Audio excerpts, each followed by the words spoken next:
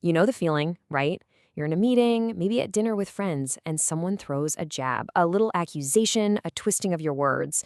And you feel that heat in your chest, that instant biological urge to jump in and say, no, no, that's not what I meant. You want to correct the record, to explain. But what if I told you that that very instinct is your biggest mistake? Let's get into it. I mean, it's what we're all wired to do. If we feel we're being misunderstood, we explain. It just seems like the logical thing to do. We want to clear the air, to get back to the truth. But in the chess game of power dynamics, explaining yourself is very often the move that guarantees you lose. So, the real question is, why? And boom, that's it. That's the core idea that flips everything we think we know about handling conflict on its head. The moment you start justifying, you've walked right into a trap. And today, we're going to learn how to spot that trap, how to avoid it, and even how to turn it back on your accuser. All right, let's break down this first huge concept, what I call the defense trap. It feels like you're fighting for your own honor, but in reality, you're just digging your own grave. See, here's the disconnect.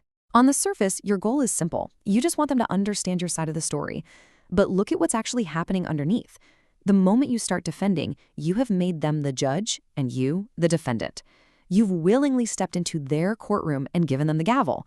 The power has already shifted, and you're the one who handed it over. And this is a really hard pill to swallow, but it's crucial. It was never about the facts. It was never about the truth. The accusation was a power play. And the second you start scrambling, offering up reasons, getting flustered, you are signaling to them that your self-worth depends on their approval.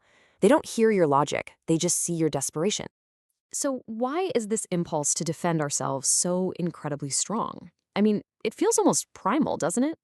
Well, it turns out it was programmed into us from the time we could barely talk. Let's dig into the psychological root of this self-defeating habit. Think all the way back. You're 5 years old. You're accused of spilling juice on the carpet. What's your only move? It wasn't me. The cup slipped. You learned, very early on, that survival meant pleading your case and convincing the authority figure, mom, dad, a teacher, of your innocence. The problem is, you grew up, but that little piece of your psyche didn't. And today, you subconsciously project that authority figure onto practically everyone. This is the subconscious message, the subtext, that you're broadcasting whenever you get defensive. It just reeks of weakness. You think you're having a conversation between two equals, but what they're hearing is a child begging a parent not to be angry. And people can smell that kind of submission a mile away. Okay, so if defending is the wrong move, what's the right one? This is where we get tactical. Now, let me be really clear. This Machiavellian toolkit is for moments when power is being challenged. This isn't necessarily for a genuine good faith misunderstanding with someone you love. These are 4 powerful techniques to break that old pattern and reclaim control of the situation. The first, and honestly the most powerful tool you have, is often just silence. Now, this is not passive. This is an active weapon. When someone accuses you and you just hold their gaze, keep your expression neutral, and say nothing for about 5 seconds, you create a psychological vacuum. An attacker expects resistance. They're braced for a fight. When you give them nothing, they are forced to stare into their own reflection, their own aggression, and they almost always start to backpedal, to explain themselves, just to fill that uncomfortable void. Okay, next up, a technique I love called agree and amplify. Just look at the difference here. Someone says, you are so obsessed with money. The weak defensive response is exactly what they expect. But the power response, you amplify their accusation to the point of complete absurdity. This signals something called amused mastery. You're turning their attack into a joke, which communicates that you're not the least bit insecure about it, and more importantly, that you are in control of the conversation, not them. Let's watch another technique play out in real time. So imagine someone puts you on the spot, positioning themselves as the judge with a classic question like this: why are you always so late? Now, your defensive brain immediately wants to start listing traffic reports and lost keys. But the power move is to refuse to be the one on trial. You seize the judge role yourself by answering their question with a question.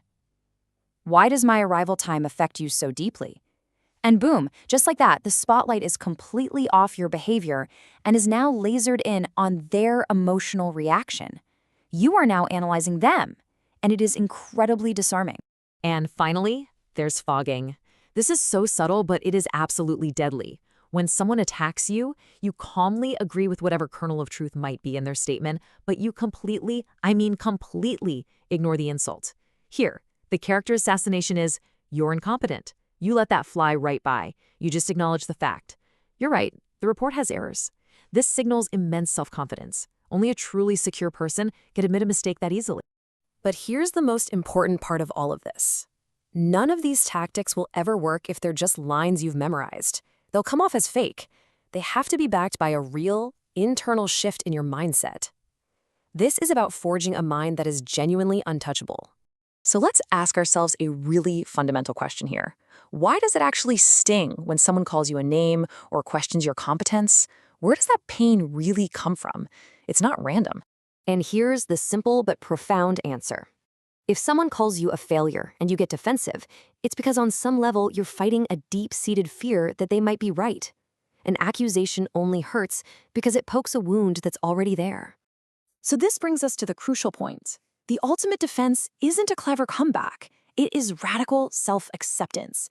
It's about being willing to look into your own darkness, to own your flaws, to accept your own shadow. Because when you've already faced and accepted those parts of yourself, no one can ever use them as a weapon against you. You just can't shame a person who has already accepted themselves, flaws and all. All right, to make all of this real, we've got to turn theory into practice. So I want to leave you with a clear, actionable experiment. A 7-day challenge to start reclaiming your own personal sovereignty. The rules are incredibly simple, but trust me, they're not easy. For 1 week, you are going to play the no defense game. No matter what happens, you do not explain or justify yourself. You just state the fact and move on. But the most important part is that last rule right there. You have to sit in the fire. Sit in that intense, squirming discomfort of not managing someone else's perception of you and just let that urge to fix it burn away. And then, just observe.